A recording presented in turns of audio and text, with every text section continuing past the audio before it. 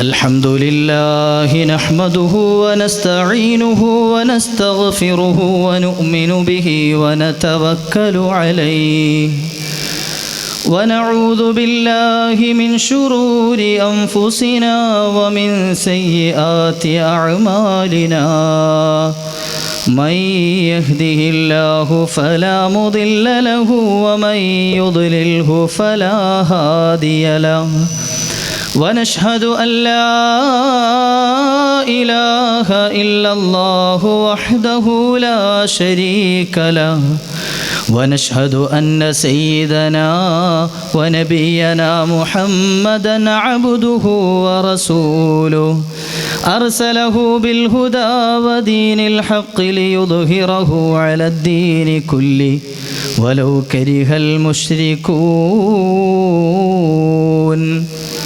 فأعوذ بالله من الشيطان الرجيم بسم الله الرحمن الرحيم سبحان الذي يسرى بعبده ليلا من المسجد الحرام إلى المسجد الأقصى الذي باركنا حوله لنريه من آياتنا إنه هو السميع البصير يا أكرم الكرماء على أعتابكم عمر الفقير المرتجي بجنابكم يرجو العطاء على البكاء ببابكم والدمع من عينيه سال سجيما صلوا عليه أباسط ألبم قرچه صلوا عليه وسلموا تسليما يا ربي صل على النبي محمد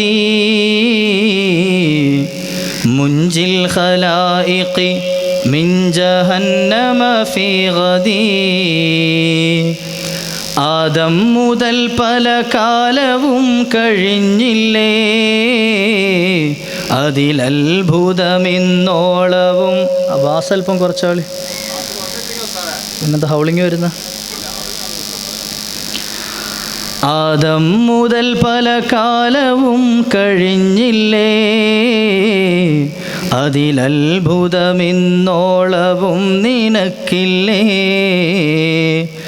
ലോകം അടക്കി ഭരിച്ചിരുന്നവരല്ലേ മൗത്തെന്ന സിംഹം കൊന്നതത്ഭുതമല്ലേ സിംഹാസനത്തിന് ചുറ്റി നിന്നവരല്ലേ പിടിമണ്ണ് വാരിയിട്ടതത്ഭുതമല്ലേ കുതിരപ്പുറത്ത് സവാരി ചെയ്തവരല്ലേ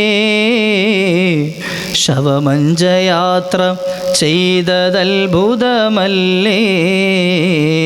യാ റബ്ബി സ്വല്ലി അലൻ നബി മുഹമ്മദി മുൻജിൽ ഖലായിഖി മിൻ ജഹന്നമ ഫീ ഗദി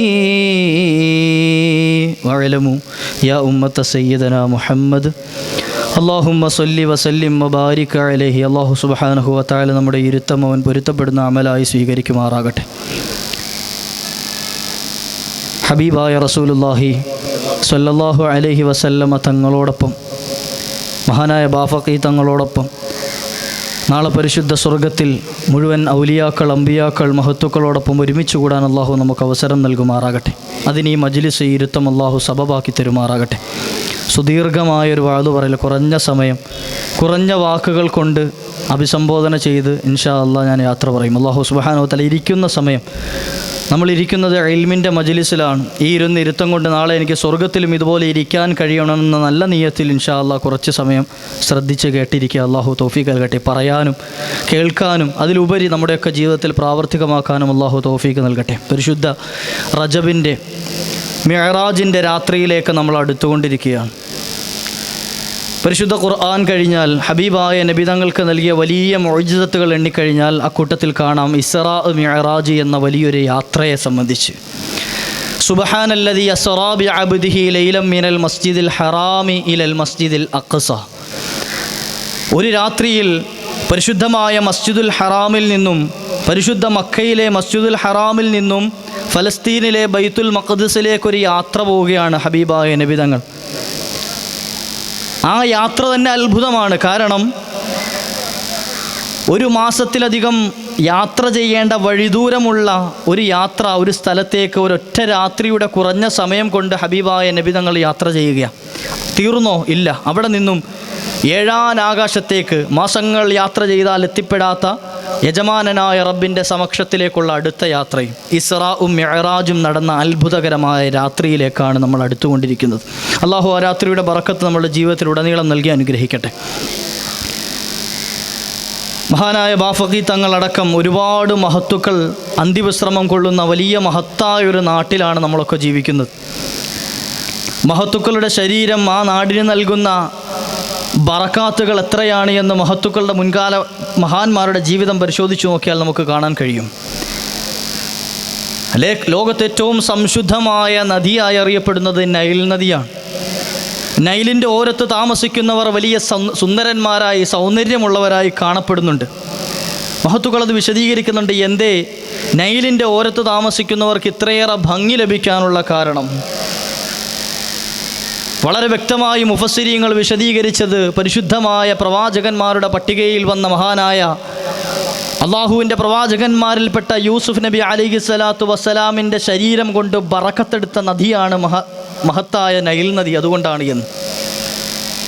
യൂസുഫ് നബി അലൈഹി സ്വലാത്തു വസ്സലാം മിസ്ർ ഭരിച്ചിരുന്ന രാജാവായിരുന്നു. അദ്ദേഹത്തിൻ്റെ വഫാത്തിന് ശേഷം ജനസമ്മതനായ രാജാവിനെ തൻ്റെ നാട്ടിൽ അടക്കം ചെയ്യണമെന്ന് ഓരോ നാട്ടിലെയും മഹല്ലുകാർ, ആ നാട്ടിലെ പ്രധാനപ്പെട്ട ആളുകൾ, അവർ പരസ്പരം തർക്കത്തിലായി. മഹാനവറുകളുടെ ജനാസ ഞങ്ങളുടെ നാട്ടിൽ മറവ് ചെയ്യണം. ഒരു മഹാൻ്റെ ജനാസ നമ്മുടെ നാട്ടിൽ, അവിടുത്തെ ശരീരം നമ്മുടെ നാട്ടിൽ അന്ത്യവിശ്രമം കൊള്ളാൻ അള്ളാഹു തിരഞ്ഞെടുത്തിട്ടുണ്ട് എങ്കിൽ ആ നാടിന് അള്ളാഹു കൊടുക്കുന്ന ഒരു പോരിശയാണത്. അള്ളാഹു നമ്മെ കബൂലാക്കുമാറാകട്ടെ. ഇങ്ങനെ മിസ്റിൻ്റെ നാനാഭാഗങ്ങളിൽ നിന്നും എന്തു ചെയ്തു? ഹബീബായ നബി തങ്ങളുടെ വല്യുപ്പമാരുടെ കൂട്ടത്തിൽപ്പെട്ട മഹാനായ യൂസുഫ് നബി അലൈഹി സ്വലാത്തു വസ്സലാമിൻ്റെ ജനാസ സ്വീകരിക്കാൻ പ്രതിനിധികളൊക്കെ എത്തി തർക്കമായി. ഞങ്ങളുടെ നാട്ടിലേക്ക് കൊണ്ടുവരണം, ഞങ്ങളുടെ നാട്ടിലേക്ക് കൊണ്ടുവരണം. അങ്ങനെ അവസാനം ആ നാട്ടിലുണ്ടായിരുന്ന പ്രമുഖരായ പണ്ഡിതന്മാർ ഒരുമിച്ച് കൂടി ഒരു തീരുമാനം എടുക്കുകയാണ്. കാരണം ഏതെങ്കിലും ഒരു നാട്ടിലേക്ക് നിഷ്പക്ഷമായി വിട്ടുകൊടുക്കുകയാണെങ്കിൽ ബാക്കിയുള്ള നാട്ടുകാരെന്ത് ചെയ്യും? പ്രശ്നമുണ്ടാക്കും. എന്തിനു വേണ്ടിയിട്ടാണ്? ദുനിയാവിന് വേണ്ടിയിട്ടല്ല, മറിച്ച് ആ മഹാനവറുകളുടെ സാന്നിധ്യം നഷ്ടപ്പെട്ടു പോകും എന്നുള്ള, ആ ബറക്കത്ത് നഷ്ടപ്പെട്ടു പോകും എന്നുള്ളതിൻ്റെ പേരിൽ പ്രശ്നമുണ്ടാക്കുമെന്ന് കരുതിയിട്ട് കൂടിയാലോചിച്ച് മുഷാവറയിൽ തീരുമാനം വന്നു. എന്ത്? മഹാനായ യൂസുഫ് നബി അലൈഹി സ്വലാത്തു വസ്സലാമിൻ്റെ ശരീരം ഏതെങ്കിലും ഒരു നാടിനായി സമർപ്പിക്കാതെ മറിച്ച് ഈ നാട്ടിലേക്കൊക്കെ ഒഴുകിയെത്തുന്ന പരിശുദ്ധമായ നൈൽ നദിയിൽ അടക്കം ചെയ്യുക എന്നുള്ളത്. ഈയത്തിൻ്റെ പെട്ടിയിൽ ആക്കിയിട്ട് മഹാനവറുകളെ മറവ് ചെയ്തു. എന്നിട്ട് ആ പെട്ടി നൈലിൽ മുക്കിയിട്ടു എന്നാണ്. 400 വർഷങ്ങളോളം നൈലിൽ മഹാനായ യൂസുഫ് നബി അലൈഹി സ്വലാത്തു വസ്സലാമിൻ്റെ ജനാസ കടന്നു എന്ന് ചരിത്രത്തിൽ കാണാം. ഈ ജനാസ തഴുകി തലോടിക്കൊണ്ടുള്ള നൈലിൻ്റെ പ്രയാണം, അതുകൊണ്ട് തന്നെ മഹാനവറുകളുടെ ബറക്കത്തുകൾ മിസ്റിൻ്റെ നാനാഭാഗങ്ങളിലേക്ക് ഒഴുകാൻ തുടങ്ങി. അതുകൊണ്ട് തന്നെ ആർക്കും പരാതിയില്ല, പരിഭവമില്ല. നോക്കുങ്ങൾ, മഹാന്മാരുടെ ശരീരം കൊണ്ട്, മഹാന്മാരുടെ സാമീപ്യം കൊണ്ട് ഒരു നാടിന് അല്ലാഹു ബറക്കത്ത് ചെയ്യുമെന്നതിൻ്റെ ഏറ്റവും വലിയ തെളിവതാണ്. ഇങ്ങനെ നമ്മുടെ നാടിൻ്റെ നാനാഭാഗങ്ങളിലായി പല പല മഹാന്മാർ, അവരൊന്നും എല്ലാവരും കേരളക്കാരല്ല, മറിച്ച് ലോകത്തിൻ്റെ നാനാഭാഗങ്ങളിൽ നിന്നും ദീനി ദഅവത്തുമായി നമ്മളുടെ നാട്ടിലേക്ക് കടന്നു വന്നവരാണ്. യമനിൽ നിന്നും ഈജിപ്തിൽ നിന്നും ഇങ്ങനെ തുടങ്ങിയിട്ട് ലോകത്തിൻ്റെ നാനാഭാഗങ്ങളിൽ നിന്നും ഈ പരിശുദ്ധമായി കൊച്ചു കേരളത്തിലേക്ക് കടന്നു വന്ന് ദീനി ദഅവത്ത് നടത്തിയിട്ട് ഇവിടെ തന്നെ മറവുപെട്ട് നമുക്കുള്ള സാന്ത്വനമായി, നമുക്കുള്ള അത്താണിയായി നിലകൊള്ളുന്നവരാണ് ഈ കഴിഞ്ഞുപോയ മഹാന്മാരൊക്കെ. ഇവരുടെ ഉറൂസുകൾ കടന്നു വരുമ്പോൾ, അവരുടെ ആണ്ട് നേർച്ചകൾ കടന്നു വരുമ്പോൾ നമ്മൾ ചിന്തിക്കേണ്ടതും മനസ്സിലാക്കേണ്ടതും നമ്മുടെ ജീവിതത്തിലേക്കുള്ള ഒരു തിരിഞ്ഞുനോട്ടമായി കരുതണം. അല്ലാഹു സുബ്ഹാനഹു വ തആല അതിനുള്ള വേദിയായി ഇത് ഖബൂലാക്കുമാറാകട്ടെ. കേവലം കുറച്ച് പ്രസംഗങ്ങൾ നടത്തി, അല്ലെ കുറേ നേരം പാട്ടുപാടി, കുറേ നേരം വഅദ് പറഞ്ഞു, ഒരു ചെമ്പ് ബിരിയാണി വെച്ച് വിതരണം ചെയ്ത് പിരിഞ്ഞു പോവുക എന്നതല്ല ഒരു ഉറൂസ് കൊണ്ട്, ഒരു ആണ്ട് നേർച്ച കൊണ്ട് ലക്ഷ്യം വെക്കുന്നത്. മറിച്ച് അതിനൊക്കെ അപ്പുറം ആ ആണ്ടിന് കാരണക്കാരായ, ആ മജ്ലിസിന് കാരണക്കാരായ ആ മഹാനുഭാവൻ്റെ ജീവിതത്തിൽ അവിടുന്ന് പകർത്തിയിരുന്ന ഗുണഗണങ്ങളെ നമ്മുടെ ജീവിതത്തിലേക്ക് പകർത്തിയെടുക്കാൻ ശ്രമിക്കുകയും അതിന് പരിശ്രമിക്കുകയും വേണം. അതിനുള്ള വേദിയായിട്ടാണ് നമ്മൾ ഈ ഉറൂസുകളെ കാണേണ്ടത്. ലോകത്ത് കഴിഞ്ഞുപോയ ഏറ്റവും വലിയ മഹാൻ ഹബീബായ റസൂലുള്ളാഹി സ്വല്ലല്ലാഹു അലൈഹി വസല്ലമ തങ്ങളാണ്. അതിലൊരു സംശയവുമില്ല, അതിലൊരു സംശയവും ആർക്കുമില്ല. നബി തങ്ങളോളം മഹത്വമുള്ള ഒരു വ്യക്തിത്വവും ഈ ലോകത്ത് വന്നിട്ടില്ല, ഇനി വരികയുമില്ല. പരിശുദ്ധമായ ഖുർആൻ പക്ഷേ മുത്തുനബി സ്വല്ലല്ലാഹു അലൈഹി വസല്ലമ തങ്ങളെ പറയുന്നിടത്തൊക്കെ കാണാം അബ്ദ് എന്ന പ്രയോഗം, അടിമ എന്നാണ് ഉപയോഗിച്ചിട്ടുള്ളത്. സൂറത്തുൽ കഹ്ഫിന്റെ തുടക്കത്തിലുണ്ട് അൽഹംദുലില്ലാഹില്ലദി അൻസല അലാ അബ്ദിഹിൽ കിതാബ വലം യജ്അൽ ലഹു ഇവജാ. അടിമയാകുന്ന മുഹമ്മദുർ റസൂലുള്ളാഹി സ്വല്ലല്ലാഹു അലൈഹി വസല്ലമ തങ്ങൾക്ക് പരിശുദ്ധമായ ഖുർആൻ ഇറക്കിക്കൊടുത്ത അല്ലാഹുവിനാകുന്നു സർവസ്തുതിയും. ആർക്ക്? അടിമയായ ഹബീബായ നബി തങ്ങൾക്ക്. എന്തേ അതൊരു മോശമായ പ്രയോഗമാണോ? അല്ല. എൻ്റെ അടിമ എന്ന്, അള്ളാഹുവിൻ്റെ അടിമ എന്ന് പരിശുദ്ധമായ ഖുർആൻ അള്ളാഹുവിനോട് ചേർത്ത് പറഞ്ഞതാണ് മുത്തുനബി സല്ലല്ലാഹു അലൈഹി വസല്ലമ തങ്ങളെ. കാരണം ഒരു മനുഷ്യൻ യഥാർത്ഥ അബ്ദാണെങ്കിൽ അവൻ അള്ളാഹുവിൻ്റെ അടുക്കൽ അത്രത്തോളം സ്ഥാനമുണ്ടാകുമെന്നാണ്. എന്നെ സംബന്ധിച്ചിടത്തോളം ഞാൻ അള്ളാഹുവിൻ്റെ യഥാർത്ഥ അടിമയെന്ന് പറയാൻ പറ്റുമോ? പറ്റൂല. എൻ്റെ ജീവിതത്തിൽ ഒരുപാട് കളങ്കങ്ങളുണ്ട്. നമ്മൾ ഓരോരുത്തരും ഖൽബിനോട് ചിന്തിക്കേണ്ട അങ്ങനെയാണ്. എന്നെ സംബന്ധിച്ച് യഥാർത്ഥ അടിമ എന്ന് പറയാൻ പറ്റുമോ? ഞാനൊരു യഥാർത്ഥ അടിമയായാലല്ലേ നാളെ അള്ളാഹു സുബ്ഹാനഹു വ തആല തയ്യാറാക്കി വെച്ചിട്ടുള്ള പരിശുദ്ധ സ്വർഗം എനിക്ക് അള്ളാഹു നൽകുക. ഇവിടെയാണ് ഏറ്റവും വലിയ അടിമയായ അള്ളാഹുവിൻ്റെ അടിമയെന്ന് അള്ളാഹു വിശേഷിപ്പിച്ച ഹബീബായ റസൂലുള്ളാഹി സ്വല്ലല്ലാഹു അലൈഹി വസല്ലമ തങ്ങളെ നമ്മൾ പഠിക്കേണ്ടത്. ഈ അടിമയെ അള്ളാഹു സുബ്ഹാനഹു വ തആല നിങ്ങൾക്ക് നൽകിയിട്ടുണ്ട്.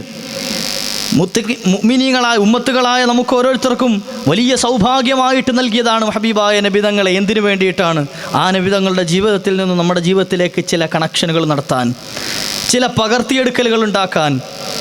മറ്റൊരു സ്ഥലത്ത് കാണാം ഖുൽ ഇന്നമാ അന ബശറും മിസ്ലുക്കും യൂഹാ ഇലയ്യ. ചില ആളുകൾ ദുർവ്യാഖ്യാനം ചെയ്തുകൊണ്ട് ഹബീബായ നബിതങ്ങൾ സാധാരണ മനുഷ്യനാണ് എന്നൊക്കെ അതിനർത്ഥം വെക്കാറുണ്ട്. നബിയെ തങ്ങൾ പറഞ്ഞു കൊടുക്കണം, ഇന്നമാ അന ബശറും മിസ്ലുക്കും, ഞാൻ നിങ്ങളെപ്പോലത്തെ ഒരു മനുഷ്യനാണ്. പക്ഷേ ഞാനും നിങ്ങൾ ഒന്നാണോ? ഒരേപോലെയാണോ? അല്ല. യൂഹാ ഇലയ്യ, എനിക്ക് സ്പെഷ്യലായി വഹി നൽകപ്പെടുന്നുണ്ട്, എന്നിലേക്ക് ദിവ്യ സന്ദേശം നൽകുന്നുണ്ട് എന്ന്. രണ്ടു കാര്യങ്ങൾ ഈ ആയത്തിൽ അള്ളാഹുവിൻ്റെ പരിശുദ്ധ ഖുർആൻ വിശദീകരിക്കുകയാണ്. ഒന്നാമത്തത് എന്താ? മുത്തുനബി തങ്ങളൊരു മനുഷ്യനാണ് എന്നതും. രണ്ടാമത്തത് നമ്മെപ്പോലെ സാധാരണ മനുഷ്യനല്ല, മറിച്ച് സ്പെഷ്യലായി വഹി നൽകപ്പെടുന്ന പ്രവാചകനാണ് എന്നുള്ള രണ്ട് സംഗതികൾ. നബി തങ്ങൾക്ക് ദിവ്യ സന്ദേശം ലഭിക്കുന്നുണ്ട്. അതുകൊണ്ട് തന്നെയാണ് ആ ദിവ്യ സന്ദേശം ലഭിക്കാതെ ഒരു കാര്യവും നബി തങ്ങളുടെ ജീവിതത്തിൽ ഉണ്ടായിട്ടില്ല.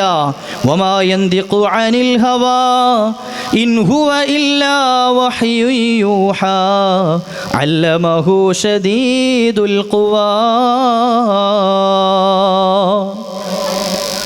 വ്യക്തമായ വഹി ഇറങ്ങിയിട്ടല്ലാതെ ഹബീബായ നബി തങ്ങളുടെ നാവ് കൊണ്ടൊരക്ഷരം പോലും പറഞ്ഞിട്ടില്ല.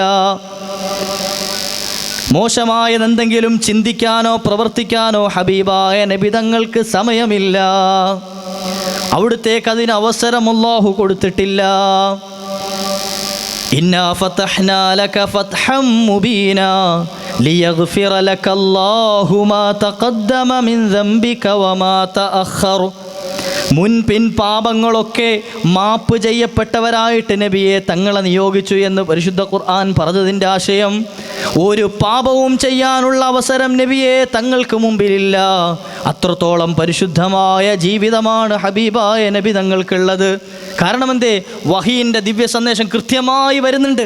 എങ്ങനെയാണ് നബിയെ നടക്കേണ്ടത്, എങ്ങനെയാണ് ഇരിക്കേണ്ടത്, എങ്ങനെയാണ് ചിരിക്കേണ്ടത്, എങ്ങനെയാണ് തങ്ങൾ കച്ചവടം നടത്തേണ്ടത്, ഭാര്യ ഭർത്താക്കന്മാർക്കിടയിൽ എങ്ങനെയാണ് തങ്ങൾ പെരുമാറേണ്ടത്, മക്കൾക്കിടയിൽ എങ്ങനെയാണ് പെരുമാറേണ്ടത്, സമൂഹത്തോട് എങ്ങനെയാണ് വർത്തിക്കേണ്ടത്, ശിഷ്യന്മാരോട് എങ്ങനെ പെരുമാറണം, ഉസ്താദിനോട് എങ്ങനെ പെരുമാറണം തുടങ്ങി ഒരു മനുഷ്യൻ്റെ ജീവിതത്തിൽ അവൻ ഏർപ്പെടുന്ന സകല മേഖലകളിലും എങ്ങനെയാണ് പ്രവർത്തിക്കേണ്ടത് എന്നുള്ള വ്യക്തമായ ബോധനം ഹബീബായ നബിയെ തങ്ങൾക്ക് വരുന്നുണ്ട്. അതാണ് വമാ യന്തിഖു അനിൽ ഹവാ ഇൻ ഹുവ ഇല്ലാ വഹ്യു യൂഹാ. വഹി ഇറങ്ങിയിട്ടല്ലാതെ നബി തങ്ങൾ പുഞ്ചിരിക്കുക പോലും ചെയ്തിട്ടില്ല എന്ന് മഹാന്മാർ അതിന് വിശേഷിപ്പിക്കുന്നത്. അതുകൊണ്ടാണ് നമ്മെ സംബന്ധിച്ചിടത്തോളം അത്രയൊന്നും നമുക്ക് കഴിയില്ല. എന്നാൽ ഇങ്ങനെ ദിവ്യ സന്ദേശം നൽകുന്നത് കൊണ്ട് ഞാനും നബിതങ്ങളും ഒരേപോലെയാണോ മനുഷ്യഗണത്തിൽ? മനുഷ്യനാണ് ഓക്കെ, പക്ഷേ ഞാനും നബിതങ്ങളും തമ്മിൽ വ്യത്യാസമുണ്ട്. ഹബീബായ നബിതങ്ങൾ ഉന്നത പദവിയിലുള്ള ആളാണ്. പിന്നെന്തിനാണ് നിങ്ങളെപ്പോലെ മനുഷ്യനാണ് എന്ന് പ്രതിപാദിച്ചത്? നിങ്ങളെപ്പോലൊരു മനുഷ്യനാണ് നബിതങ്ങളെന്ന് പ്രതിപാദിക്കാനുള്ള കാരണം പറയുന്നത്, എന്നെപ്പോലെ മജ്ജയും മാംസവും നബിതങ്ങൾക്കുണ്ട്, എന്നെപ്പോലെ ചോരയും നീരും നബിതങ്ങൾക്കുണ്ട്, എന്നെപ്പോലെ വികാരങ്ങളും വിചാരങ്ങളും ഹബീബായ നബിതങ്ങൾക്കുണ്ട്, എന്നെപ്പോലെ സങ്കടപ്പെടാനും സന്തോഷിക്കാനും നബിതങ്ങൾക്ക് കഴിവുണ്ട്. ഇങ്ങനെ തുടങ്ങിയിട്ട് ഒരു മനുഷ്യനുള്ള സർവ്വഗുണങ്ങളെയും നബിതങ്ങളിലും സമ്മേളിപ്പിച്ചിട്ടുണ്ട്. പക്ഷേ ഇതൊക്കെ നിലനിൽക്കെ തന്നെയാണ് രാത്രിയുടെ യാമങ്ങൾ മുഴുവൻ നിന്ന് നിസ്കരിച്ചിട്ട് മഹദിയായ ആയിഷത്തു സിദ്ദീഖ റളിയല്ലാഹു അൻഹ ചോദിച്ചൊരു ചോദ്യം, നബിയെ തങ്ങളൊന്ന് കിടന്നുറങ്ങിക്കൂടെ എന്നൊരല്പസമയം. കാലിൽ നീര് വന്ന് കെട്ടിയിട്ട് നിന്നു നിസ്കരിക്കാൻ കഴിയാതെ വേച്ച് നിസ്കരിക്കുന്ന നബിതങ്ങളെ കണ്ടപ്പോൾ, പ്രയാസപ്പെടുന്നത് കണ്ടപ്പോൾ സഹധർമ്മിണി ചോദിച്ചൊരു ചോദ്യമുണ്ട്, നബിയെ എന്തിനാണ് ഇങ്ങനെ കഷ്ടപ്പെടുന്നത്? തങ്ങളുടെ പാപങ്ങൾ മുഴുവൻ അല്ലാഹു പുറത്തു തന്നില്ലയോ? തങ്ങൾക്ക് പാപങ്ങളൊന്നും ഉണ്ടാകൂലല്ലോ, പിന്നെന്തിനാണ് നബി എത്ര പ്രയാസപ്പെടുന്നത്? അഫല ഉഹിബ്ബു അൻ അകൂന അബ്ദൻ ശകൂറ, ഞാൻ അങ്ങനെ നന്ദിയില്ലാത്തവനായി കിടന്നുറങ്ങാൻ കഴിയോ ആയിഷ? ഞാനൊരു നന്ദിയുള്ളവനാകാൻ ഇഷ്ടപ്പെടണ്ടേ എന്ന് ലോകത്തിൻ്റെ നേതാവ് ചോദിച്ചിട്ടുണ്ടെങ്കിൽ, ഇനി ഞാനും നിങ്ങൾ ഓരോരുത്തരും നമ്മുടെ കൽവിനോട് ചോദിക്കേണ്ട ഒരു ചോദ്യമുണ്ട്, എത്രത്തോളം നന്ദിയുടെ വിഷയത്തിൽ ഞാനും നിങ്ങളും മുൻപന്തിയിലാണ് എന്ന്. നന്ദി കാണിക്കുന്ന വിഷയത്തിൽ നമ്മൾ പരിശുദ്ധ ഖുർആൻ പറയുന്നുണ്ടല്ലോ, വലഖദ് കറംനാ ബനി ആദം, മനുഷ്യനെ അള്ളാഹു ബഹുമാനിച്ചിട്ടുണ്ട് എന്ന് പരിശുദ്ധ ഖുർആൻ പറയുക. മനുഷ്യൻ എന്ന് വെച്ചാൽ ഞാനും നിങ്ങളും തന്നെ. നമ്മളെ അള്ളാഹു ബഹുമാനിച്ചിട്ടുണ്ട്. വലഖദ് ഖലഖ്നൽ ഇൻസാന ഫീ അഹ്സനി തഖ്വീം, ഏറ്റവും സുന്ദരമായ രൂപത്തിൽ മനുഷ്യനെ അള്ളാഹു പടച്ചിട്ടുണ്ട്. പരിശുദ്ധ ഖുർആൻ തന്നെ പറഞ്ഞതാണ്, മനുഷ്യക്കോലമാണ് അള്ളാഹു പടച്ച സൃഷ്ടിജാലങ്ങളിൽ വെച്ച് ഏറ്റവും സുന്ദരമായ രൂപം. ഇതിനേക്കാൾ സുന്ദരമായ ഒരു രൂപത്തിൽ ഒരു സൃഷ്ടിയെയും അള്ളാഹു പടച്ചിട്ടില്ല എന്നാ പറഞ്ഞതിൻ്റെ ആശയം. മഹാനായ ഇമാം ഷാഫിഈ തങ്ങളുടെ ചരിത്രം പറയുന്നുണ്ട്, 11ാമത്തെ വയസ്സിൽ ഫത്വ കൊടുക്കാൻ ഉസ്താദ് അനുവാദം കൊടുത്ത മഹാപണ്ഡിതനാണ് ഇമാമുന ഷാഫിഈ റഹ്മത്തുള്ളാഹി അലൈഹി. അള്ളാഹു അവിടുത്തെ ദർജ വർദ്ധിപ്പിച്ചു കൊടുക്കുമാറാകട്ടെ. അവിടുത്തെ ആണ്ടിൻ്റെ മാസവും ഈ പരിശുദ്ധ റജബിലാണ്. ഇമാമുന ഷാഫിഈ തങ്ങൾ ചെറിയ കുട്ടിയായിരിക്കുന്ന സമയത്ത് ഉസ്താദിൻ്റെ അടുക്കൽ മുതഅല്ലിമായി പഠിച്ചുകൊണ്ടിരിക്കുമ്പോൾ വളരെ വിഷമിച്ചുകൊണ്ട്, വേദനപ്പെട്ടുകൊണ്ട്, സങ്കടപ്പെട്ട്, കരഞ്ഞുകൊണ്ട് ഒരു മനുഷ്യൻ ഉസ്താദിൻ്റെ അടുക്കലേക്ക് കടന്നു വരികയാണ്. ഉസ്താദിനോട് അടുക്കൽ വന്നിട്ട് ഉസ്താദിനോട് സങ്കടം പറഞ്ഞു, എന്തോ പറഞ്ഞു. പക്ഷേ ഉസ്താദ് അടപടലം നിഷേധിച്ച് അയാളെ പറഞ്ഞയച്ചു. എന്താണ് എന്ന് മുതഅല്ലിമീങ്ങൾ കേട്ടില്ല, എന്തോ രഹസ്യം പറഞ്ഞതാണ്. പോകുന്ന വഴിയിൽ ഈ ഇമാം ഷാഫിഈ തങ്ങൾ ചെറിയ കുട്ടിയാണ്, കേവലം 11 വയസ്സ് മാത്രം പ്രായമുള്ള. നമ്മുടെ മക്കളൊക്കെ ഫുട്ബോളിൻ്റെ പുറകിൽ ഓടുന്ന പ്രായം. ആ പ്രായത്തിൽ മുതഅല്ലിമായി പഠിച്ചുകൊണ്ടിരിക്കുന്ന മകൻ ആ വന്ന വ്യക്തിയെ തടഞ്ഞു നിർത്തി, കാരണവരെ തടഞ്ഞു നിർത്തിയിട്ട് ചോദിച്ചു, എന്തേ നിങ്ങൾ കരയുന്നത് എന്ന്. കാര്യപ്പെട്ടെന്തൊരു വിഷയമായിട്ടാണല്ലോ മനുഷ്യൻ കരഞ്ഞിട്ടുണ്ടാകുക. ചെറിയൊരു കുട്ടി വിളിച്ചു ചോദിച്ചപ്പോൾ അത് പറയാനുള്ള മടി കൊണ്ട് ആദ്യം പറയാൻ തയ്യാറായില്ല. ആ മനുഷ്യൻ വീണ്ടും മഹാനായ ഇമാം ഷാഫിഈ തങ്ങൾ ചോദിച്ചു, എന്തിനാണ് നിങ്ങൾ കരയുന്നത്? എന്നോടൊന്ന് പറയ്, എന്തെങ്കിലും പരിഹാരം കിട്ടിയാലോ, ഞാനിവിടൊന്ന് കേൾക്കട്ടെ. അങ്ങനെ അവസാനം സഹി കെട്ടപ്പോൾ ഈ മനുഷ്യൻ പറഞ്ഞു, ഞാൻ ഉസ്താദിനോടൊരു മസ്അല ചോദിക്കാൻ വന്നതാണ്. എന്താണ് മസ്അല? എനിക്കൊരു ഭാര്യയുണ്ട്. എന്നാൽ ഈ ഭാര്യയോട് ഭയങ്കര സ്നേഹമാണ്, മഹബ്ബത്താണ്, എനിക്ക് വലിയ ഇഷ്ടമാണ് ആ ഭാര്യയെ. അവളെ പിരിഞ്ഞ് ഞാനൊരു സമയവും ഇരുന്നിട്ടില്ല, എല്ലാ സമയത്തും അവളുടെ കൂടെ തന്നെയുണ്ട്. എന്നാൽ കഴിഞ്ഞ ദിവസം, കുറച്ച് ദിവസങ്ങൾക്ക് മുമ്പ് എനിക്കൊരു യാത്ര പോകേണ്ടി വന്നു. ആ യാത്ര പോകുന്നതിന് മുമ്പ് എനിക്ക് വല്ലാത്ത വിഷമമുണ്ട് എൻ്റെ ഭാര്യയെ പിരിഞ്ഞിരിക്കാൻ. ഭാര്യനെ അടുത്ത് വിളിച്ചിരുത്തിയിട്ട് സാന്ത്വനപ്പെടുത്തിക്കൊണ്ട് പറഞ്ഞു, 14ാം രാവിൻ്റെ പൂർണ്ണ ചന്ദ്രൻ അന്നുണ്ട് വാനത്ത്, അതിലേക്ക് നോക്കിയിട്ട് പറഞ്ഞു, ഞാൻ യാത്ര പോവുകയാണ് മോളെ. പോയിട്ട് തിരിച്ചു വരുന്ന സമയം ആ 14ാം രാവിനേക്കാൾ, ആ ചന്ദ്രനേക്കാൾ പ്രഭ നിനക്കില്ലെങ്കിൽ, അതിനേക്കാൾ സൗന്ദര്യം നിനക്കില്ലെങ്കിൽ നീ ഞാനും ത്വലാഖായി പോകട്ടെ എന്ന് ഞാൻ അവളെ ആശ്വസിപ്പിക്കാൻ വേണ്ടി പറഞ്ഞതാണ്, ഒന്ന് പുകഴ്ത്തി പറഞ്ഞതാണ്. പക്ഷേ ഞാൻ പോയി തിരിച്ചു വന്നപ്പോഴും എൻ്റെ ഭാര്യയ്ക്കൊരു മാറ്റമില്ല, പഴയ കോലത്തിൽ തന്നെയാണ്. എൻ്റെ ഭാര്യ എവിടെ കിടക്കുന്നു? 14ാം രാവിലെ ചന്ദ്രൻ എവിടെ കിടക്കുന്നു? അതിലേക്ക് നോക്കിയാൽ കണ്ണെടുക്കാൻ തോന്നാത്ത രൂപത്തിൽ അത്ര പ്രൗഢിയുള്ള 14ാം രാവിലെ ചന്ദ്രനെ കൊണ്ടാണ് എൻ്റെ ഭാര്യയെ ഞാൻ എന്ത് ചെയ്തത്? കമ്പയർ ചെയ്തത്, താരതമ്യം ചെയ്തത്. എൻ്റെ ഭാര്യ ത്വലാഖായി പോയിട്ടുണ്ടോ? എനിക്കൊരു ബേജാറ്. അവൾ ത്വലാഖായി എന്ന് പറഞ്ഞാൽ അവളെ പിരിഞ്ഞിരിക്കാൻ തന്നെ എനിക്ക് സങ്കടമുണ്ട്. പക്ഷേ ത്വലാഖായി എന്നുള്ള ചിന്തിക്കാൻ പോലും കഴിയില്ല. അതുകൊണ്ട് എന്തെങ്കിലും പരിഹാരം അതിനുണ്ടോ? അവൾ ത്വലാഖാണോ അല്ലയോ എന്നൊന്ന് അറിയണം. അതിനാണ് ആരെടുത്ത് വന്നത്? ഉസ്താദിൻ്റെ അടുക്കലേക്ക് വന്നത്. ഉസ്താദ് പറഞ്ഞു, ആയിട്ടുണ്ട്. കാരണം എന്തേ? 14 രാവിലെ ചന്ദ്രനോടൊരു മനുഷ്യനെ കമ്പയർ ചെയ്യാൻ പറ്റിയത് ആരേ ഉള്ളൂ? ഹബീബായ റസൂലുള്ളാഹി സ്വല്ലല്ലാഹു അലൈഹി വസല്ലം. പൂർണ്ണ ചന്ദ്രനേക്കാൾ വെട്ടിത്തിളങ്ങുന്ന പ്രഭായുള്ള മുഖമുള്ളത് ഹബീബായ നബി തങ്ങൾക്കാണ്. എന്നാൽ ഈ ഒരു സാധാരണക്കാരിയായ ഒരു സ്ത്രീ അതിനോട് കമ്പയർ ചെയ്യുക എന്നുള്ളത് നടക്കുന്ന കാര്യമല്ലോ. അതും ത്വലാഖ് അതിനോട് ബന്ധിച്ചിട്ടുണ്ട്. അതുകൊണ്ട് എന്ത് ചെയ്തു? അവൾ ത്വലാഖായി പോയിട്ടുണ്ട് എന്ന് ഉസ്താദ് ഫത്വ കൊടുത്തു. വലിയ പണ്ഡിതനാണ്, ഇമാം ഷാഫിഈ തങ്ങളുടെ ഉസ്താദാണ്. അപ്പോൾ ആ വിഷമത്തിലാണ് ഞാൻ കരഞ്ഞത്, അതുകൊണ്ടാണ് ഞാൻ കരഞ്ഞുകൊണ്ട് യാത്ര പോകുന്നത് എന്ന് പറഞ്ഞപ്പോൾ ഇമാം ഷാഫിഈ തങ്ങൾ ഒരു ആയത്ത് പറഞ്ഞു കൊടുത്തു. പരിശുദ്ധ ഖുർആനിലൊരു ആയത്തുണ്ട്, നിങ്ങൾ തിരിച്ചു പോകുമ്പോൾ ഉസ്താദിൻ്റെ അടുത്തേക്ക് തിരിച്ചു പോകണം, എന്നിട്ട് ഈ ആയത്തൊന്ന് ഓതിയാൽ മതി, ആരാ ആയത്ത് പറഞ്ഞു തന്നെന്ന് പറയാൻ പാടില്ല എന്ന്. ഏതാണ് ആയത്ത്? വലഖദ് ഖലഖ്നൽ ഇൻസാന ഫീ അഹ്സനി തഖ്വീം. സൂറത്തു തീനിലെ ഈ 3-ാമത്തെ ആയത്ത് നിങ്ങളൊന്ന് പറഞ്ഞു കൊടുക്കണം. ഈ 4-ാമത്തെ ആയത്തില്ലേ? അങ്ങനെ എന്ത് ചെയ്തു? ഇദ്ദേഹം പോയി കിട്ടിയാലൊരു തൊലാക്ക് മാറി കിട്ടുകയാണെങ്കിൽ അത്ര സന്തോഷമല്ലേ. ചെന്നിട്ട് ഉസ്താദിനോട് പറഞ്ഞു, ഉസ്താദേ ഖുർആനിൽ ഇങ്ങനെ ഒരു ആയത്തില്ലേ, ലഖദ് ഖലഖ്നൽ ഇൻസാന ഫീ അഹ്സനി തഖ്വീം എന്നൊരായത്തില്ലേ, ഇയാൾക്ക് ആ ആയത്തിൻ്റെ വിശദീകരണമോ അതിൻ്റെ വ്യാപ്തിയോ ഒന്നും അറിയില്ല. ആ ചെറിയ മകൻ പറഞ്ഞു കൊടുത്ത ആയത്തും കേട്ടുകൊണ്ട് ഉസ്താദിൻ്റെ അടുക്കലേക്ക് പോയി വിശദീകരിച്ചു കൊടുത്തു. ഉസ്താദ് എടുത്തു പറഞ്ഞു, നിൻ്റെ ഭാര്യ തൊലാക്കായിട്ടില്ല, തിരിച്ചു പോയി അവളോട്ട് ജീവിച്ചോളാൻ. പോകുന്ന വഴിയിൽ ആ മനുഷ്യനെ വിളിച്ചു നിർത്തി സന്തോഷം സഹിക്കവയ്യാതെ തിരിച്ചു പോവുകയാണ്. കാരണം അയാൾ ആഗ്രഹിച്ചു വന്നതാണ് ഭാര്യയുടെ തൊലാക്ക് ഇല്ലാതായി കിട്ടണം, ഭാര്യനെ വീണ്ടും ഭാര്യയെ തന്നെ കിട്ടണം. അത് സന്തോഷത്തോടു കൂടിയിട്ട് ഏറ്റുവാങ്ങി തിരിച്ചു പോകുമ്പോൾ ഉസ്താദ് ചോദിച്ചു, ആരാണ് ഈ ആയത്തിനെ പറ്റി ഓർമ്മപ്പെടുത്തിയതെന്ന്. സന്തോഷത്തിൻ്റെ പേരിൽ പറയരുത് എന്ന് പറഞ്ഞ കാര്യം മറന്നുപോയിട്ട് പറഞ്ഞു, ആ കൂട്ടത്തിലിരിക്കുന്ന 11 വയസ്സുള്ള ചെറിയ മകനാ പറഞ്ഞു തന്നത്. ഇമാം ഷാഫിഈ തങ്ങളെ കാണിച്ചു കൊടുത്തു. കൈ പിടിച്ചുകൊണ്ട് ഉസ്താദ് വന്നിട്ട് ഉസ്താദിൻ്റെ പീഠത്തിൽ നിന്നും മാറിയിട്ട് അവിടെ പിടിച്ചിരുത്തിയിട്ട് പറഞ്ഞു, മുഫ്തിയാകാൻ ഫത്വ കൊടുക്കാൻ കഴിവുള്ള പണ്ഡിതനായി ഇമാം ഷാഫിഈ മാറിയിട്ടുണ്ട്, ഈ മുഹമ്മദ് മാറിയിട്ടുണ്ട് എന്ന്. നോക്കുങ്ങൾ, എന്തേ കാരണം? ലഖദ് ഖലഖ്നൽ ഇൻസാന ഫീ അഹ്സനി തഖ്വീം എന്ന് പരിശുദ്ധ ഖുർആൻ പറഞ്ഞിട്ടുണ്ട് എങ്കിൽ ആ പരിശുദ്ധമായ ആ പരിപൂർണ ചന്ദ്രനേക്കാളും ഭംഗിയിലാണ് മനുഷ്യനാകുന്ന നമ്മെ അള്ളാഹു പടച്ചിട്ടുള്ളത്. മനുഷ്യനാണോ ഭംഗിയുള്ളത്, പരിപൂർണ ചന്ദ്രനാണോ എന്ന് ചോദിച്ചാൽ മനുഷ്യനെ തന്നെയാണ് അള്ളാഹു ഭംഗിയുള്ള രൂപത്തിൽ പടച്ചത് എന്ന് ഖുർആൻ സാക്ഷ്യപ്പെടുത്തുകയാണ്. ഈ മനുഷ്യനെ അള്ളാഹു ആദരിച്ചിരിക്കുന്നു എന്ന് ഖുർആനിലുണ്ട്. വലഖദ് കറംനാ ബനി ആദം, മനുഷ്യനെ ബഹുമാനിച്ചിട്ടുണ്ട്, മനുഷ്യനെ ബഹുമാനിച്ചിട്ടുണ്ട്. കന്നുകാലി ചാകുമ്പോൾ കൊണ്ട് കുഴിച്ചിടുന്നത് പോലെ മനുഷ്യനെ കൊണ്ട് കുഴിച്ചിടാൻ പറ്റൂല. നമ്മുടെ വീട്ടിൽ വളർത്തുന്ന പശുവോ ആടോ ഒക്കെ ചത്തു കഴിഞ്ഞാൽ ഒരു കുഴി മാന്തിയിട്ട് അതിലേക്ക് മൂടിയിടും, കഴിഞ്ഞു. അതിനെ കുളിപ്പിക്കാനോ കഫൻ ചെയ്യാനോ അതിൻ്റെ മേൽ മയ്യത്ത് നിസ്കരിക്കാനോ നിൽക്കൂല.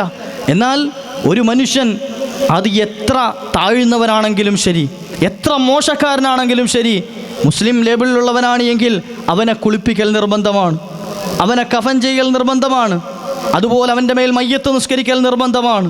ഇങ്ങനെ തുടങ്ങിയിട്ട് അവനെ കൊണ്ട് മറവ് ചെയ്യലും നിർബന്ധമാണ് ബാക്കിയുള്ള മുസ്ലിമീങ്ങൾക്ക്. പരിശുദ്ധ ഇസ്ലാം നിർബന്ധമാക്കി. എന്തേ കാരണം? അള്ളാഹു ആ ശരീരത്തെ ബഹുമാനിച്ചിട്ടുണ്ട്, ആ മനുഷ്യക്കോലത്തെ ബഹുമാനിച്ചിട്ടുണ്ട്. എന്നാൽ ഇത് പറഞ്ഞതേ ഖുർആനിൽ തന്നെ കാണാം. മനുഷ്യൻ ഇന്നൽ ഇൻസാൻ ലി റബ്ബിഹി ലകനൂദ്, മനുഷ്യൻ അള്ളാഹുവിനോട് നന്ദികേട് കാണിക്കുന്നവനാണ് എന്ന്. നോക്കുങ്ങൾ, എത്ര ഗൗരവമുള്ള വാക്കാണ് എന്ന്. വൽആദിയാതി ളബ്ഹൻ ഫൽമൂരിയാതി ഖദ്ഹൻ ഫൽമുഗീറാതി സുബ്ഹാ ഫഅസർന ബിഹി നഖഅൻ ഫവസത്ന ബിഹി ജംആ. കുറേ കുതിരകളെ പിടിച്ച് സത്യം ചെയ്ത് അള്ളാഹു പറയാ. യുദ്ധക്കളത്തിലേക്ക് ചീറിപ്പാഞ്ഞു പോകുന്ന കുതിരകളെ കണ്ടിട്ടുണ്ടോ? ആ കുതിരകളുടെ മുതുകത്ത് അതിൻ്റെ യജമാനന്മാരുണ്ടാകും. അതിന് ഭക്ഷണം കൊടുക്കുന്ന, വെള്ളം കൊടുക്കുന്ന, അതിനെ പരിപാലിപ്പിക്കുന്ന, അതിനെ കുളിപ്പിക്കുന്ന, അതിന് വേണ്ട ശുശ്രൂഷകൾ ചെയ്തു കൊടുക്കുന്ന യജമാനൻ അതിൻ്റെ മുതുകിലുണ്ടാകും. ഊരിപ്പിടിച്ച വാളുമായി ആ കുതിരപ്പുറത്തിരിക്കുന്ന യജമാനനെ താഴെ വീഴ്ത്താത്ത രൂപത്തിൽ, എന്നാലോ തൻ്റെ മുമ്പിൽ കുന്തവും വാളുമായി വലിയ വലിയ ആയുധ സന്നാഹങ്ങളുമായി നിൽക്കുന്ന യുദ്ധക്കളത്തിലേക്ക്, യുദ്ധപ്പടയുടെ ഇടയിലേക്ക് ഒരു കൂസലുമില്ലാതെ തൻ്റെ യജമാനനെയും കൊണ്ട് വഹിച്ചു പോകുന്ന, യജമാനൻ അനുസരണ കാണിക്കുന്ന ചില കുതിരകളെ പിടിച്ചുകൊണ്ട് യജമാനനായ അള്ളാഹു സത്യം ചെയ്തു പറയുക, ആ കുതിരകളാണ് സത്യം. ഇന്നൽ ഇൻസാന ലി റബ്ബിഹി ലകനൂദ്, മനുഷ്യൻ അവൻ്റെ യജമാനനായ റബ്ബിനോട് നന്ദി കേട് കാണിക്കുന്നവനാണ് എന്ന്. വായു നൽകിയ, വെള്ളം നൽകിയ, ഭക്ഷണം നൽകിയ, കൃത്യമായി ശ്വസിക്കാനും ഉച്ഛ്വസിക്കാനും കഴിവ് നൽകിയ, നമുക്ക് വേണ്ടതൊക്കെ റബ്ബ് എന്ന അള്ളാഹു പ്രയോഗിച്ചത്. നോക്ക്, ഇന്നൽ ഇൻസാന ലി റബ്ബിഹി എന്നാ പറഞ്ഞത്. റബ്ബ് എന്ന് പറഞ്ഞാൽ എന്താ? വേണ്ടത് വേണ്ടതുപോലെ വേണ്ട സമയത്ത് കൃത്യമായി നൽകാൻ കഴിവുള്ളവനായ, അങ്ങനെ ചെയ്യുന്നവനായ അള്ളാഹു. ഞാനും നിങ്ങളും ഇത്രയും നേരം ഇവിടെ ഇരുന്നു, ഈ ഇരുന്ന സമയത്തൊക്കെ ശ്വാസം വലിക്കുകയും പുറത്തേക്ക് തള്ളുകയും ചെയ്തിട്ടുണ്ട്. നമ്മൾ ആരെങ്കിലും ശ്രദ്ധിച്ചോ? അകത്തേക്ക് ഞാൻ വലിച്ച ശ്വാസം ഞാൻ പോലും അറിയാതെ പുറത്തേക്ക് പോയിട്ടുണ്ട്. വീണ്ടും കൃത്യമായ സമയത്ത് അത് അകത്തേക്ക് വലിക്കുകയും പുറത്തേക്ക് തള്ളുകയും ചെയ്തിട്ടുണ്ട്. ഇത് കൃത്യമായി നടത്താൻ കഴിവുള്ളവൻ സൃഷ്ടാവായ റബ്ബ് മാത്രമാണ്. ഇന്നൽ ഇൻസാന ലിറബ്ബിഹി ലകനൂദ്. ഈ റബ്ബിനോടാണ് മനുഷ്യൻ നന്ദികേട് കാണിക്കുന്നത് എന്ന്. ഞാൻ അങ്ങോട്ട് വിചാരിക്കുകയാണ്, എനിക്ക് ആരുടെയും സഹായം വേണ്ട, ഞാൻ സ്വന്തമായിട്ട് എന്ത് ചെയ്തോളാം, ശ്വാസം വലിച്ചോളാം. എത്ര നേരം ഇരുന്ന് വലിക്കും? ഒരു 5 മിനിറ്റ് കൃത്യമായിരുന്ന് ശ്വാസം വലിക്കാൻ മനുഷ്യൻ മെനക്കെട്ട് കഴിഞ്ഞാൽ അവൻ ക്ഷീണിതനായി പോകും. ആലോചിച്ച് നോക്കി, നിങ്ങൾ ചെയ്തു നോക്കിയല്ലെങ്കിൽ. ഞാൻ സ്വന്തമായിട്ട് എൻ്റെ ശ്വാസം വലിക്കുകയും അത് പുറത്തേക്ക് തള്ളുകയും ചെയ്യുന്ന ഡ്യൂട്ടി ഏറ്റെടുത്ത് കഴിഞ്ഞാൽ കുറഞ്ഞ സമയം കൊണ്ട് ഞാൻ തഅബാനായി ക്ഷീണിതനായി അവസാനം എനിക്ക് നിലനിൽപ്പില്ലാതെ ലോകത്ത് നിന്ന് യാത്ര പറയേണ്ടി വരും. അതാണ് അതിൻ്റെ അവസ്ഥ. കാരണം എന്തേ? ഇതെത്രത്തോളമാണ് വലിച്ച് അകത്തേക്ക് കയറ്റേണ്ടത് എന്നുള്ള അളവ് നമുക്കറിയില്ല. മുകളിലേക്ക് വലിച്ച ശ്വാസം എവിടെ കൊണ്ട് നിർത്തണമെന്ന് നമുക്കറിയില്ല. അത് പുറത്തേക്ക് തള്ളിയാൽ എത്രത്തോളം പുറത്തേക്ക് തള്ളണമെന്നും നമുക്കറിയില്ല. അതുകൊണ്ട് തന്നെ കൃത്യമായി അത് വലിക്കുകയും പുറത്തേക്ക് തള്ളാനും കഴിയാത്ത മനുഷ്യനായ നമ്മെ സംബന്ധിച്ച് അല്ലാഹ് പറയാണ്, ഇങ്ങനെ നിങ്ങൾക്കൊരു മടിയും നിങ്ങൾക്കൊരു പ്രയാസവുമില്ലാതെ നിങ്ങൾക്കൊരു പ്രശ്നവുമില്ലാതെ കൃത്യമായി ശ്വസിക്കാനും ഉച്ഛസിക്കാനും കഴിവ് തന്ന യജമാനനായ റബ്ബിനോടും നിങ്ങൾ നന്ദികേട് കാണിക്കുന്നുണ്ടല്ലോ. ഈ കുതിരകളെ കണ്ട് പഠിച്ചുകൂടെ എന്നാ ചോദ്യം. ഇന്നൽ ഇൻസാന ലിറബ്ബിഹി ലകനൂദ്. ഇവിടെയാണ് നമ്മുടെ മുൻഗാമികളായ നേതാക്കന്മാരെ നമ്മൾ കാണേണ്ടത്. നബി തങ്ങൾ ചോദിച്ച ചോദ്യം ഇവിടെയാണ് നമുക്ക് പ്രസക്തമാകുന്നത്. അഫലാ ഉഹിബ്ബു അൻ അകൂന അബ്ദൻ ശകൂറ. ലോകത്ത് ഏറ്റവും കൂടുതൽ നന്മ നൽകപ്പെട്ടത് എനിക്കല്ലേ?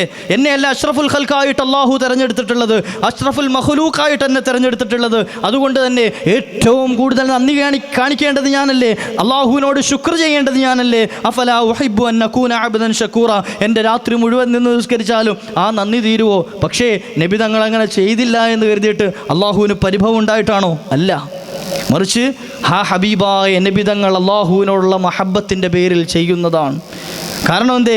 നബിതങ്ങൾക്ക് ഇനി ഒന്നും ദറജ കൂടാനോ അല്ലെങ്കിൽ ഒന്നും കുറഞ്ഞു പോകാനോ ഇല്ലാത്ത രൂപത്തിൽ നബിതങ്ങളെ പെർഫെക്റ്റ് ആയിട്ടാണ് അള്ളാഹു പടച്ചിട്ടുള്ളത്.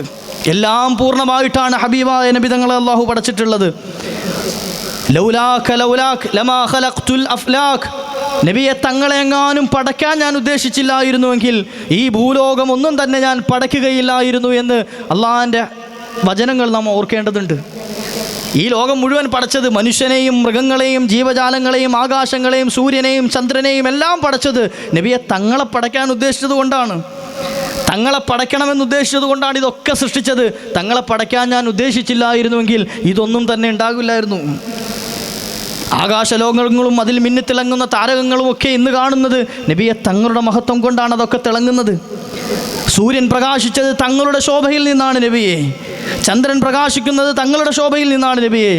ലോകത്തുള്ള ഈ വാനലോകത്തുള്ള സർവ്വ നക്ഷത്ര ഗാലക്സികളും തിളങ്ങുന്നത് തങ്ങളുടെ പ്രഭയിൽ നിന്നാണ് നബിയെ.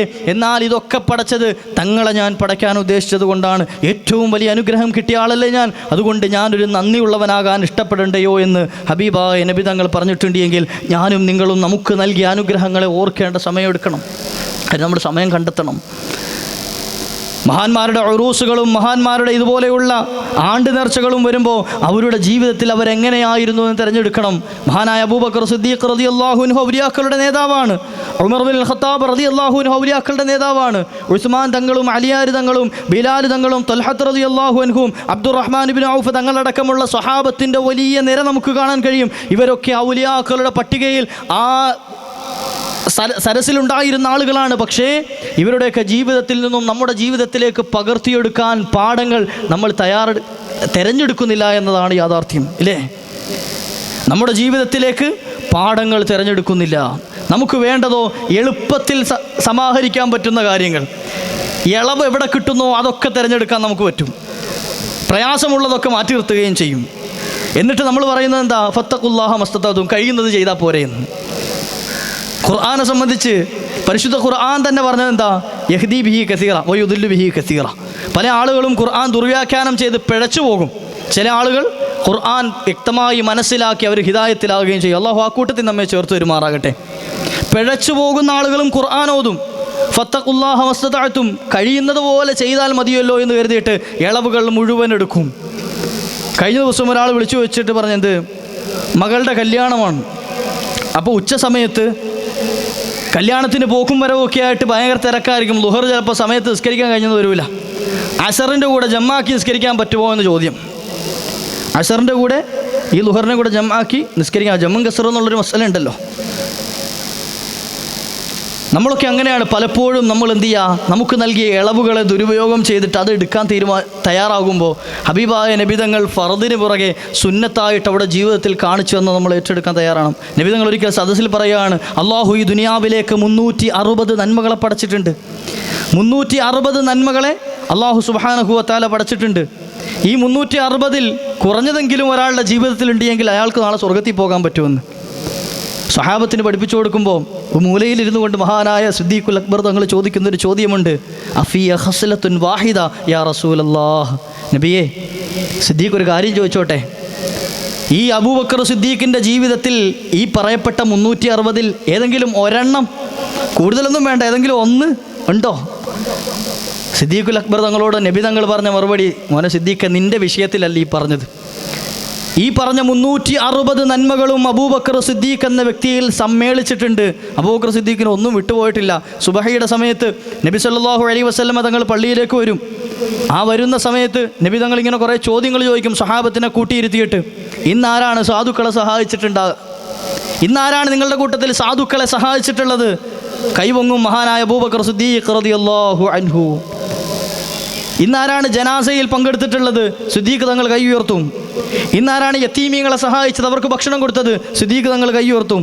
ഇന്നാരാണ് സ്വതക്ക കൊടുത്തത്? സിദ്ദീഖ് തങ്ങൾ കൈ ഉയർത്തും. ഇങ്ങനെ ചോദിക്കുന്ന മുഴുവൻ ചോദ്യങ്ങൾക്കും മഹാനായ അബൂബക്കർ സിദ്ദീഖ് റളിയല്ലാഹു അൻഹുവിൻ്റെ കൈ ഉയർന്നിരുന്നു എന്ന് മഹാന്മാരായ സ്വഹാബത്ത് തന്നെ വിശദീകരിക്കുക.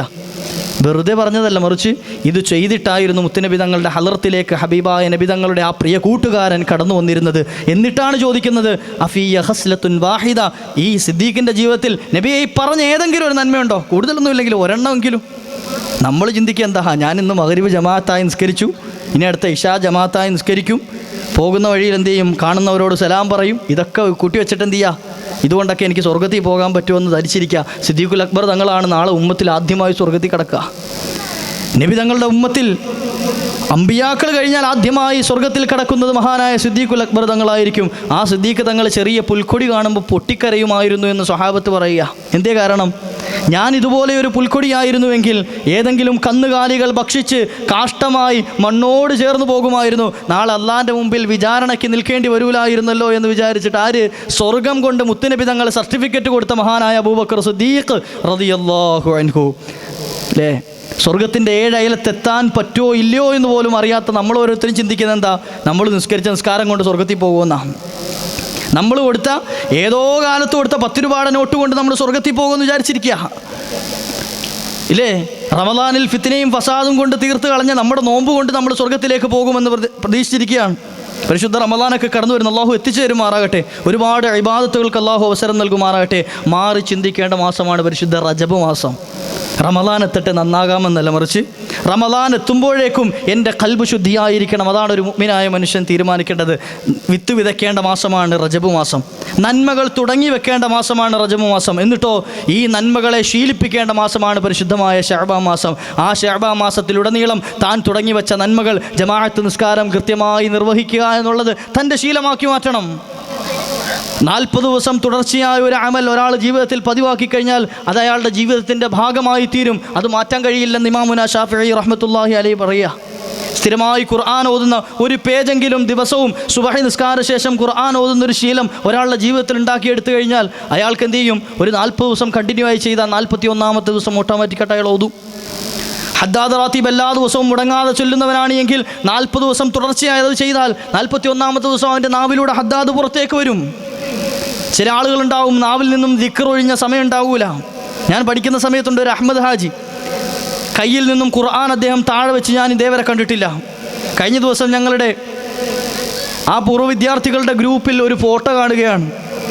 അഹമ്മദ് ഹാജി ഇരുന്ന് ഖുർആൻ ഓതുന്നതിൻ്റെ ഫോട്ടോ ഇപ്പോഴും എൻ്റെ ഫോണിൽ കിടക്കുന്നുണ്ട്. ഈ കഴിഞ്ഞ ദിവസം ഇന്നലെ രാവിലെ, ഇന്നും ആ മനുഷ്യൻ ഖുർആനും കൊണ്ടിരിക്കുകയാണ്. ജീവിതത്തിൽ അദ്ദേഹം ഖുർആൻ താഴെ വെച്ച് ഒളു ഇല്ലാത്തൊരു സമയം ഉണ്ടായിട്ടില്ല എന്ന, ഒളു എപ്പം മുറിഞ്ഞാലും പോയി ഒളു എടുക്കും. ആ ഒളു എടുത്തതിന് ശേഷം അദ്ദേഹം ഖുർആൻ എടുത്ത് ഓതലായിരിക്കും.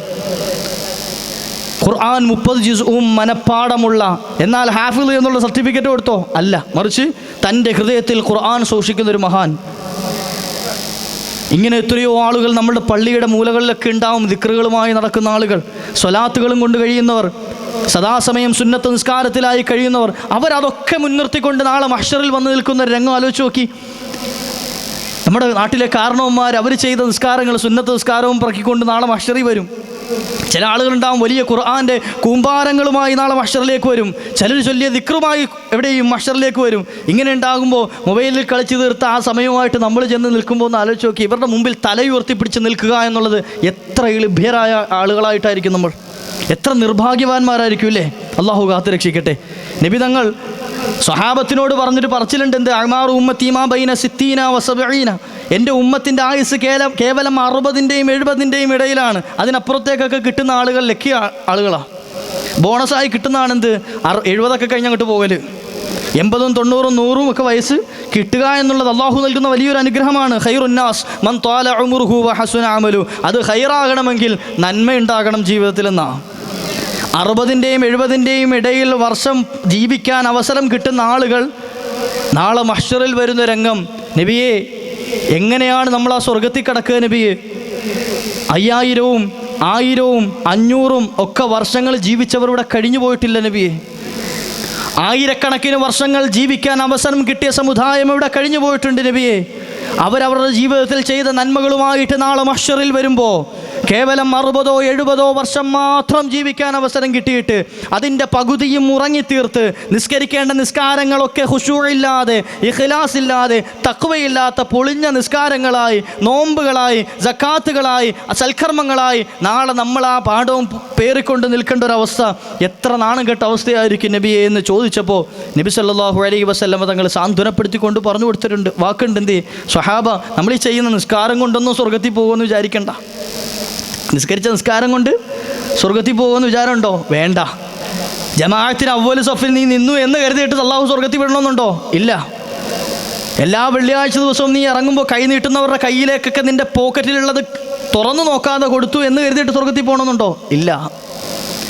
റമദാനിൽ ഒരു അക്ഷരം ഉരിയാടാതെ കൃത്യമായി ഫിത്നയും ഫസാദും ഒന്നും പറയാതെ നോമ്പനുഷ്ഠിച്ചു എന്നുകൊണ്ട് സ്വർഗത്തിൽ പോകണമെന്നുണ്ടോ? ഇല്ല.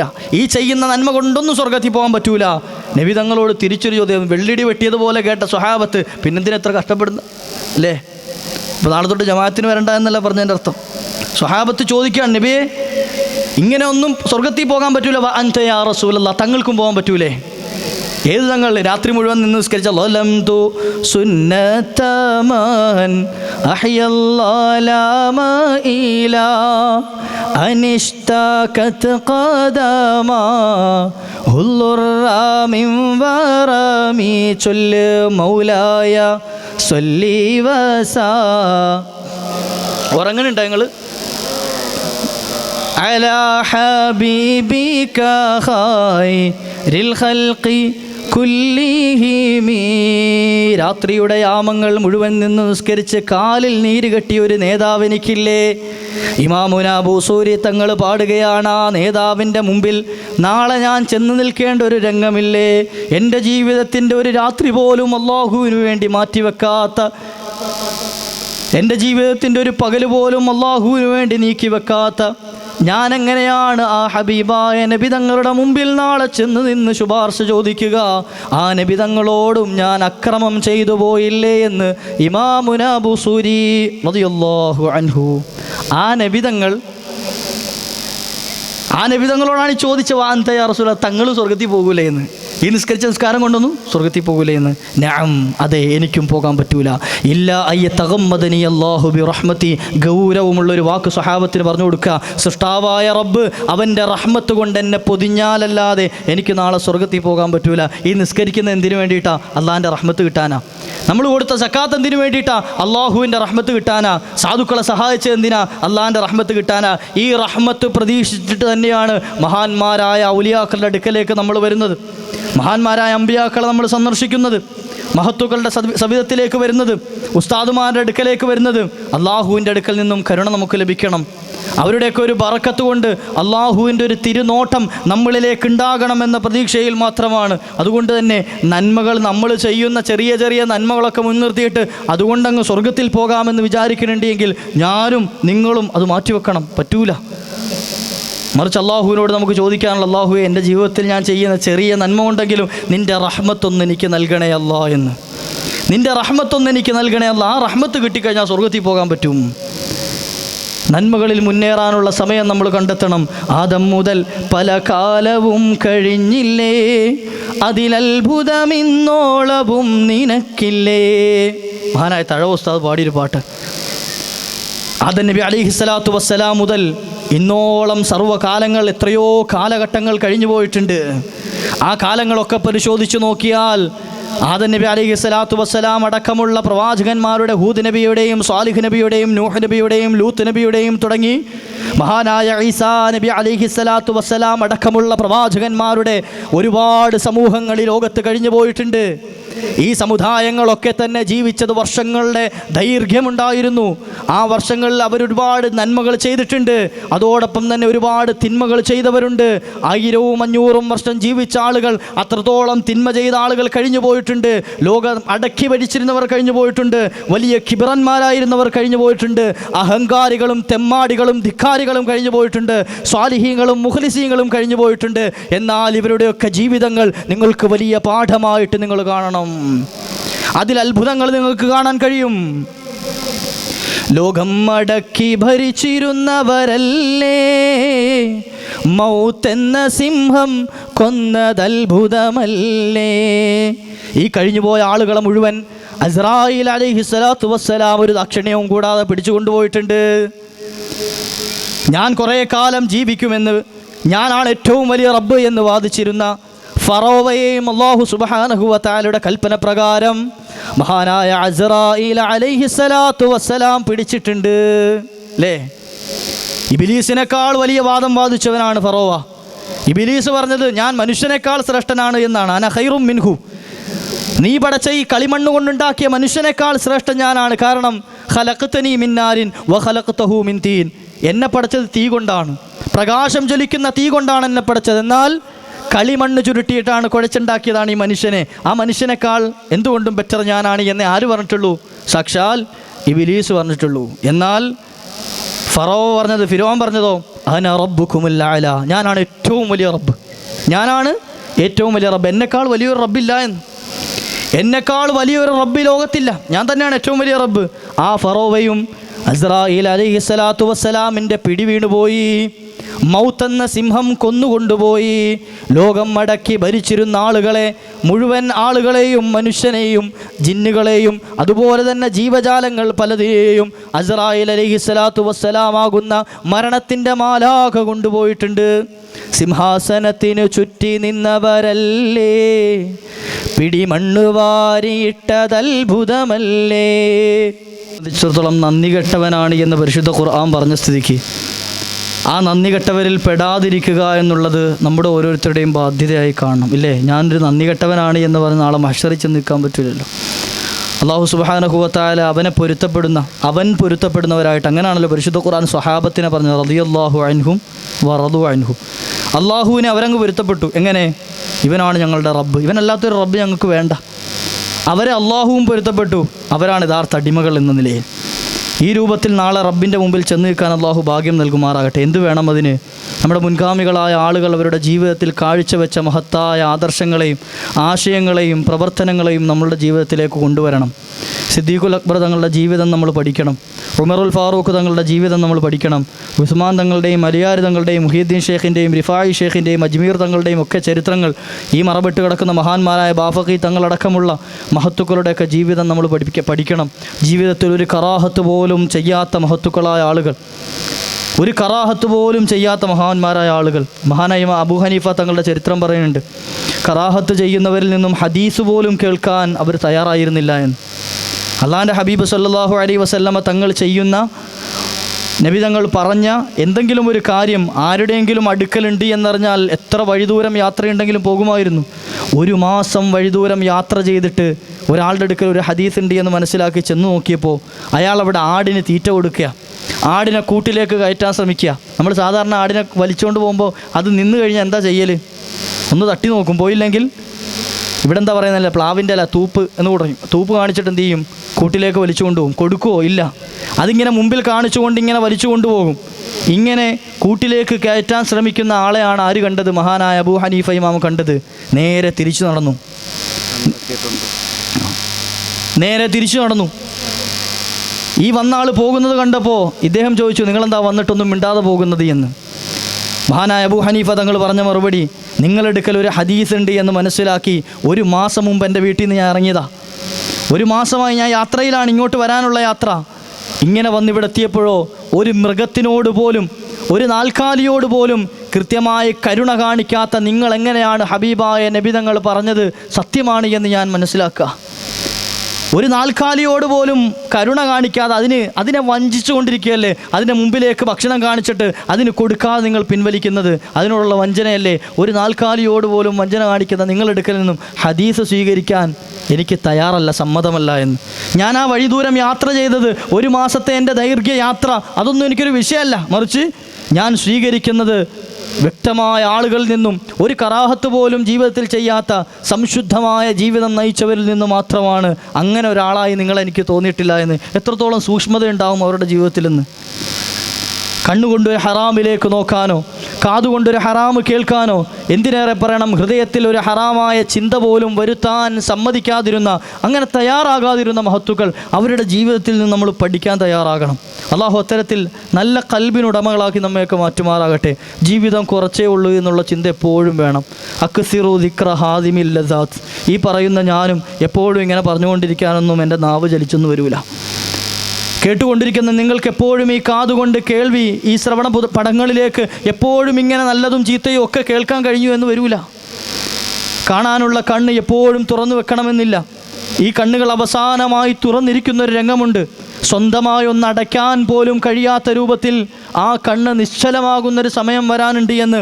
അക്സിറു ദിക്ര ഹാദിമിൽ ലദ്ദാത്ത്. മനുഷ്യൻ്റെ സുഖാഡംബരങ്ങളെ മുഴുവൻ മുറിച്ചു കളയുന്ന മരണത്തെ നിങ്ങൾ എപ്പോഴും ഓർത്തുകൊണ്ടിരിക്കണേ എന്ന് ഹബീബായ റസൂലുള്ളാഹി സ്വല്ലല്ലാഹു അലൈഹി വസല്ലം. നമ്മൾ ദുനിയാവിൻ്റെ തിരക്കിൽ ഇങ്ങനെ പാഞ്ഞുകൊണ്ടിരിക്കുക. എന്നാൽ ചിന്തിക്കണേ, നബി തങ്ങളുടെ ഒരു ഹദീസ് ഉണ്ട്. മഹാനായ അസ്രായിൽ അലൈഹി സ്വലാത്തു വസ്സലാം, ആ അസ്രായിൽ അലൈഹി സ്വലാത്തു വസ്സലാമിൻ്റെ കയ്യിലേക്ക് ഒരു ലെറ്റർ, ഒരു ഏട് അള്ളാഹു കൊടുക്കും. പരിശുദ്ധ ശഅബാനിൻ്റെ 15 ആകുമ്പോൾ, ബറാഅത്തിൻ്റെ രാത്രിയാകുമ്പോൾ നമ്മെ സംബന്ധിച്ചുള്ളൊരു വിവരം, എൻ്റെ ആയുസ്സിൽ എത്ര ദിവസങ്ങൾ എൻ്റെ ആയുസ്സിൻ്റെ പുസ്തകത്തിൽ ഇനി ബാക്കിയുണ്ട് എന്നതിൽ വ്യക്തമായിട്ടുണ്ടാകും. അടുത്ത കൊല്ലം ഉറൂസിന് പ്രസംഗിക്കാൻ എന്നെ വിളിക്കുമോ ഇല്ലയോ എന്നുള്ളത് കാര്യം വേറെ, മറിച്ച് ആ വർഷം വരെ ഞാൻ ജീവിച്ചിരിക്കുമോ എന്നുള്ളത് എൻ്റെ ഏടിലുണ്ടാകും. പരിശുദ്ധ ശഅബാനിൻ്റെ 15 അള്ളാഹു എൻ്റെ ഏട് പുതിയതായി തയ്യാറാക്കുമ്പോൾ അതിൽ വ്യക്തമായിട്ടുണ്ടാകും. എപ്പോഴാണ് എൻ്റെ പേരിന് നേരെ ചുവപ്പ് ലൈറ്റ് കത്തുന്നത് എന്ന് നോക്കിയിട്ട് ആര് കാത്തിരിക്കുന്നുണ്ട്? അസ്രായിൽ അലൈഹി സ്വലാത്തു വസ്സലാം. നബി തങ്ങൾ പറഞ്ഞത്, ഭക്ഷണത്തളികയിലുള്ള ഭക്ഷണം, നമ്മുടെ മുമ്പിൽ കൊണ്ടുവച്ചിട്ടുള്ള പാത്രത്തിലെ ഭക്ഷണം നമ്മുടെ കണ്ണുകൊണ്ട് എത്ര വ്യക്തമായി കൃത്യമായി കാണാൻ പറ്റുന്നുണ്ടോ, അവിയലും തോരനും അതുപോലെ തന്നെ സാമ്പാറും മുളകറിയും മീൻകറിയും ഒക്കെ കൃത്യമായ രൂപത്തിൽ കാണാനും അതെടുത്ത് കുഴച്ച് തിന്നാനും ഒക്കെ കഴിവ് നമുക്കുണ്ടല്ലോ. ഇതുപോലെ നിങ്ങളുടെ മുമ്പിലെ ഭക്ഷണത്തളികയിലെ ഭക്ഷണം കാണാൻ പറ്റുന്നത് പോലെ അസ്രായിൽ അലൈഹി സ്വലാത്തു വസ്സലാമിന് ഭൂമിയിലുള്ള നിങ്ങളെ പെറുക്കിയെടുക്കാൻ കാണാൻ അള്ളാഹു കഴിവ് കൊടുത്തിട്ടുണ്ട് എന്നാ. ഭൂമി ഇങ്ങനെ ഉരുണ്ടതല്ലേ എന്ന് മോളി നോക്കുമ്പോൾ താഴത്തുള്ളവരെ കാണൂല. അങ്ങനത്തെ ഒരു വിഷയമൊന്നും അസ്രായിൽ അലൈഹി സ്വലാമിനില്ല. ഓരോ ദിവസവും ഓരോരുത്തരുടെ മുഖങ്ങളിലേക്കും 300 തവണയിൽ പരം അസ്രായിൽ അലൈഹി സ്വലാത്തു വസ്സലാം നോക്കുന്നുണ്ട് എന്ന്. നമ്മളിപ്പോഴും അസ്രായിൽ അലൈഹി സ്വലാമിനെ കണ്ണു വെട്ടിച്ച് നടക്കാൻ തീരുമാനിച്ചുകൊണ്ട് നടക്കുന്നവരാ അല്ലേ? അസ്രായിൽ അലൈഹി സ്വലാത്തു വസ്സലാമിനെ കാണാതെ കണ്ണു വെട്ടിച്ച് നടക്കുകയാണെന്നുള്ള വിചാരമാണ് എങ്കിൽ നമ്മുടെ മുഖത്തേക്കും ദിവസവും 300 തവണ നോക്കുന്നുണ്ട് എന്ന്. ഒരു 5 തവണ ഒരാളുടെ മുഖത്തേക്ക് ഒരു ദിവസം നോക്കിയാൽ അയാളുടെ മുഖം മറന്നു പോവോ? എല്ലാ ദിവസവും എൻ്റെ മുഖത്തേക്ക് 5 തവണ എന്നെ നിങ്ങൾ കാണുന്നുണ്ട് എങ്കിൽ എന്നെ ഏത് പാതിരാത്രി കണ്ടാലും നിങ്ങൾ തിരിച്ചറിയൂലേ? എവിടെ വെച്ച് കണ്ടാലും തിരിച്ചറിയൂലേ? എന്നാൽ ഒരു ദിവസം 300 തവണ എൻ്റെ മുഖം കാണുന്നുണ്ടല്ലോ, ചിലപ്പോൾ ഉറക്കത്തിൽ പോലും ഓർമ്മ വരും. ഇതുപോലെ നമ്മളുടെ ഓരോരുത്തരുടെയും മുഖം ആര് കാണുന്നുണ്ട്? അസ്രായിൽ അലൈഹി സ്വലാത്തു വസ്സലാം. ഇത് എൻ്റെ വകയായിട്ട് പറയല്ല, മഹാനായ പ്രവാചകർ സ്വല്ലല്ലാഹു അലൈഹി വസല്ലം തങ്ങൾ പറഞ്ഞതാ. ഏതു സമയത്തും പിടിവീഴാം. അതാണ് ലോകത്തടക്കി ഭരിച്ചിരുന്ന ആളുകളൊക്കെ പിടിവീണ് പോയിട്ടുണ്ട്. മേടയ്ക്ക് പകരം മാളമാ സുബ്ഹാന, അതിൽ നീ കിടക്കേണ്ടതാണ് അസ്മാന. കാലാകാലം പിന്നീട് കിടക്കേണ്ട മണ്ണറയും ഇരുട്ടിനാൽ പെയിൻ്റിട്ട 2 ഭിത്തികൾ, ഇടുങ്ങിയ ഭിത്തികളുള്ള ഖബറിനുള്ളിൽ പോയി കിടക്കേണ്ടവരാണെന്നുള്ള ചിന്ത എപ്പോഴും ഉണ്ടെങ്കിൽ നന്ദികേട് കാണിക്കാൻ തോന്നൂല. ഇതൊക്കെ പറയുന്നത് എന്തിനാ? ഉസ്മാൻ ഞങ്ങൾ ഖബർ കണ്ടപ്പോൾ പൊട്ടിക്കരഞ്ഞത് ഈ ഖബറിലാണല്ലോ ഞാൻ നാളെ കിടക്കേണ്ടതെന്ന് ഓർത്തിട്ടാ. ഖബർ സ്വർഗമാക്കി കൊടുക്കുമെന്നും നാളെ മഹ്ശറിൽ ചെന്ന് നിൽക്കുമ്പോൾ സ്വർഗത്തിൻ്റെ ലിസ്റ്റിൽ, സ്വർഗാവകാശികളുടെ ലിസ്റ്റിലുണ്ട് എന്നും ഒക്കെ നബിതങ്ങൾ പറഞ്ഞിട്ടാണ് ഇവിടുന്ന് പോയത്. പക്ഷേ അതിനൊക്കെ അപ്പുറം നാളെ ഞാൻ ഈ ഖബറിൽ ഒറ്റയ്ക്കാണല്ലോ കിടക്കേണ്ടത് എന്നുള്ള ചിന്തയായിരുന്നു. താടി രോമം നനയുവോളം, താടിയിൽ നിന്നും കണ്ണീരിറ്റുവോളം അവിടുന്ന് കരഞ്ഞിരുന്നത് എന്ന് അവിടുത്തെ ചരിത്രം പറയുമ്പോൾ ഞാനും നിങ്ങളും ഇന്നേ വരെ ഖബർ കണ്ടിട്ട് ഒന്നും മനസ്സിലൊരു തേങ്ങൽ ഉണ്ടായിട്ടുണ്ടോ എന്ന് ചിന്തിക്കണം. കരയിൽ പിന്നല്ലേ. എൻ്റെയോ നിങ്ങളുടെ മനസ്സിലൊരു തേങ്ങൽ, ഞാനും ഇവിടെ കിടക്കേണ്ടവരല്ലേ എന്ന്. ആഡംബരങ്ങൾ കാണിക്കുമ്പോൾ, ആർഭാടങ്ങൾ കാണിക്കുമ്പോൾ, വേണ്ടാത്തരങ്ങൾ കാണിക്കുമ്പോഴൊക്കെ ഒരു ചിന്ത, ഞാനും നാളെ എൻ്റെ മുൻഗാമികൾ പോയിടത്തേക്ക് പോകേണ്ടവനാണ് എന്നുള്ള, ബർസഖ് എനിക്കുമുള്ളതാണ് എന്നുള്ളത്, ഖബറിലെ ജീവിതം എനിക്കുണ്ട് എന്ന് നാളെ മഹ്ശറിൽ മാലിക് യൗമിദ്ദീൻ സർവാധികാരമുള്ള യജമാനനായ റബ്ബ് എന്നെ വിചാരണ ചെയ്യാൻ നിൽക്കുമ്പോൾ അവൻ്റെ മുമ്പിൽ സുമ്മ ഇന്ന അലൈനാ ഹിസാബഹും, അള്ളാഹുവിൻ്റെ മുമ്പിലാണ് വിചാരണ എന്നുള്ള ബോധം പരിശുദ്ധ ഖുർആൻ ഇങ്ങനെ ഓർമ്മപ്പെടുത്തിക്കൊണ്ടിരിക്കുമ്പോൾ നമുക്ക് ആ ബോധം നമ്മുടെ ഖൽബിൽ വരുന്നില്ല എങ്കിൽ എത്ര നന്ദികേടാണ് നമ്മൾ കാണിക്കുന്നത്. അള്ളാഹു നന്ദിയുള്ളവരിൽ നമ്മെ ചേർത്ത് പെരുമാറാകട്ടെ, നല്ല മുത്തഖീങ്ങളിൽ ചേർത്ത് തരുമാറാകട്ടെ. ഈ പരിശുദ്ധമായ റജബ് അള്ളാഹു നമുക്കതിനുള്ള വഴിയാക്കി തരുമാറാകട്ടെ. മഹാനായ പ്രവാചകർ സല്ലല്ലാഹു അലൈഹി വസല്ലം അള്ളാഹിൻ്റെ അടുക്കലേക്ക് പോയിട്ട് പരിശുദ്ധമായ നിസ്കാരവുമായി നമ്മുടെ അടുക്കലേക്ക് വന്നു. നമുക്ക് സമ്മാനമായി നൽകിയതാണ്. പരിശുദ്ധ റജബിൽ നമ്മൾ നല്ലൊരു നിയ്യത്തെടുക്കണം. ഇനി ഒരു നിസ്കാരവും ഞാൻ ഖളാ ആക്കൂല. എൻ്റെ ജീവിതത്തിൽ ഖളാ ആയിപ്പോയ നിസ്കാരങ്ങളൊക്കെ കഴിവിൻ്റെ പരമാവധി ഞാൻ ഖളാ വീട്ടി നിസ്കരിക്കും. അങ്ങനെ ഒരു നല്ല നിയ്യത്തിൽ ഖളാ വീട്ടാൻ തുടങ്ങി. അയാൾ മരണപ്പെട്ടു പോയാലും അള്ളാഹു ഒരുപക്ഷെ പൊരുത്തപ്പെട്ട് വന്നേക്കും. എന്നാലോ നമ്മൾ ഖളാ ആക്കിയ നിസ്കാരങ്ങളൊക്കെ ബാക്കി കിടക്കെ അത് ഖളാ ആക്കാൻ ഒരു തയ്യാറെടുപ്പും ഇല്ലാതെയാണ് ഈ ലോകത്ത് നിന്ന് യാത്ര പറയുന്നത് എങ്കിൽ ഓരോ നിസ്കാരത്തിനും 80 ഹുക്കുബ നരകത്തിൽ അനുഭവിക്കേണ്ടി വരുമെന്ന് മുഹമ്മദുർ റസൂലുള്ളാഹി സ്വല്ലല്ലാഹു അലൈഹി വസല്ലം. ഓരോ ഹുക്കുബയും 80 വർഷക്കാലം ഉണ്ടാകുമെന്ന്, ഓരോ വർഷത്തിലെ ഓരോ ദിവസവും 1000 ദിവസങ്ങൾക്ക് സമാനമായിരിക്കുമെന്ന് ഹബീബുനാ റസൂലുള്ളാഹി സ്വല്ലല്ലാഹു അലൈഹി വസല്ലം. എത്ര കൊല്ലം ഒരൊറ്റ ളുഹറിന് വേണ്ടി നരകത്തിൽ കിടക്കേണ്ടി വരും, ഒരൊറ്റ അസ്റിന് വേണ്ടി നരകത്തിൽ കിടക്കേണ്ടി വരും. അങ്ങനെ നമ്മുടെ ജീവിതത്തിൽ ഖളാ ആയിപ്പോയ നിസ്കാരങ്ങൾക്ക് വേണ്ടിയെല്ലാം കാലാകാലം നരകത്തിൽ കിടക്കേണ്ട അവസ്ഥ വന്നാൽ നമ്മൾ ഏറ്റവും വലിയ പരാജയപ്പെട്ടവരായി പോകൂലേ. അതുകൊണ്ട് തന്നെ എൻ്റെ നിസ്കാരങ്ങൾ ഖളാ ആയിപ്പോയത് ഇന്നു മുതൽ കഴിവിൻ്റെ പരമാവധി ഞാൻ ഖളാ വീട്ടി നിസ്കരിക്കാൻ ശ്രമിക്കുമെന്ന് നല്ല നിയ്യത്തോടുകൂടി, നിയ്യത്ത് മാത്രം പോരാ, കിട്ടുന്ന സമയങ്ങളിലൊക്കെ ഖളാ വീട്ടാൻ സമയം കണ്ടെത്തുക. അല്ലാഹു സുബ്ഹാനഹു വ തആല നിസ്കാരങ്ങളൊക്കെ ഖളാ ഇല്ലാത്തവരായിട്ട്, നിസ്കാരങ്ങളൊക്കെ കൃത്യമായി ജമാഅത്തോടുകൂടി നിസ്കരിക്കുന്നവരായിട്ട് എൻ്റെ പ്രിയപ്പെട്ട ഉമ്മമാർ, സഹോദരിമാർ കറക്റ്റ് സമയത്ത് കൃത്യമായി നിസ്കരിക്കുന്ന നിസ്കാരശീലം ഉണ്ടാക്കിയെടുക്കണം. പലപ്പോഴും ജോലി തിരക്കുകളുടെയൊക്കെ പേരിൽ ളുഹറും അസറും കൂട്ടിയടിക്കുകയും മഗ്‌രിബും ഇശായും ഒന്നിച്ചാക്കുകയൊക്കെ ചെയ്യുന്ന സ്വഭാവം പലപ്പോഴും കണ്ടുവരാറുണ്ട്. ജോലിയാണ്, വീട്ടിൽ തിരക്കുണ്ട് എന്നൊക്കെ പറഞ്ഞിട്ട്. പക്ഷേ അതിലൊക്കെ അല്ലാഹു സുബ്ഹാനഹു വ തആല നമുക്ക് വലിയ പരീക്ഷണങ്ങൾ നൽകും. കൃത്യമായ സമയത്ത് ളുഹറിന് ബാങ്ക് കൊടുത്താൽ എത്ര ജോലി തിരക്കുണ്ടെങ്കിലും മാറ്റിവെച്ചിട്ട് ആ ളുഹർ നിസ്കാരം നിസ്കരിച്ചിട്ട് ബാക്കി ചെയ്യുക. എന്നാൽ ആ ചെയ്യുന്ന ജോലിയിലും അല്ലാഹു ബർക്കത്ത് ചെയ്യും. നിങ്ങൾ ഭക്ഷണം പാകം ചെയ്യുകയാണെങ്കിൽ ആ ഭക്ഷണത്തിൽ അല്ലാഹു ബർക്കത്ത് ചെയ്തു തരും. അത് കഴിക്കുന്ന മക്കളെ അല്ലാഹു സ്വാലിഹീങ്ങളാക്കി തരും. അത് കഴിക്കുന്ന ഭർത്താവിൽ അള്ളാഹു സ്വാലിഹാക്കുകയും അത് അദ്ദേഹത്തിൻ്റെ ജീവിതത്തിൽ വലിയ ബർക്കത്ത് ചെയ്യുകയും നിങ്ങളുടെ കുടുംബജീവിതം അള്ളാഹു ഖൈറിലാക്കുകയൊക്കെ ചെയ്യും. നമ്മുടെ ജീവിതത്തിൻ്റെ ബർക്കത്തുകേടുകൾ തിരഞ്ഞെടുക്കുന്ന നമ്മൾ തന്നെയാണ്. പലപ്പോഴും ജീവിതത്തിൽ പരാജയപ്പെട്ടു പോകുന്നത്, ദീൻ പരാജയപ്പെട്ടു പോകുന്നതിൻ്റെ കാരണമാണ് എന്ന് മുഹമ്മദുർ റസൂലുള്ളാഹി സ്വല്ലല്ലാഹു അലൈഹി വസല്ലം തങ്ങളുടെ ഹദീസുകൾ കാണാൻ കഴിയും. അതുകൊണ്ട് തന്നെ ജീവിതത്തിൽ നല്ല ചിട്ടകൾ ഉണ്ടാക്കിയെടുക്കാൻ